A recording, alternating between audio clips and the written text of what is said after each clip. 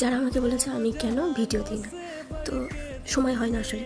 ভোরবেলা উঠে আর নিজের জিনিসপত্র করে তারপর বুঝিয়ে টিউশন পড়িয়ে কাজে যাওয়াটা খুব চাপের হয়ে যায়। তো এইভাবেই চলছে, তবু দিলাম। প্রতিদিন ঠিক এই টাইমটা আমার প্রচণ্ড দেরি হয়ে যায়, আর ঠিক এইভাবে দৌড়ে দৌড়ে যদি কপাল ভালো থাকে তাড়াতাড়ি অটো পাবো, আর না হলে দাঁড়িয়ে থাকতে হয়। তো সেদিন আমার দাঁড়িয়ে থাকতে তো বেশ খানিকটা, অটোর মাঝখানে বসে যেটুকু আর কি করা যায় তো সেইটুকুই করলাম। অনেকে বলে আমি করছি না কেন, কারণ সত্যি সময় হয়ে ওঠে না, সম্ভবও নয়।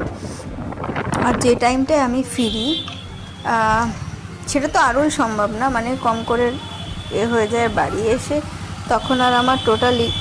তারপর যখন আমি বাড়ি ফিরি, এটা হলো পাড়ার মুখের কাছেই, তো যখন আমি বাড়ি ফিরি তখন কম করে অনেক রাত হয়ে যায়, আর এসে তখন নিজের কিছু কাজ থাকে, ও এর কাজ থাকে, তো সেক্ষেত্রে আর সময় হয় না, তবে ট্রাই করব।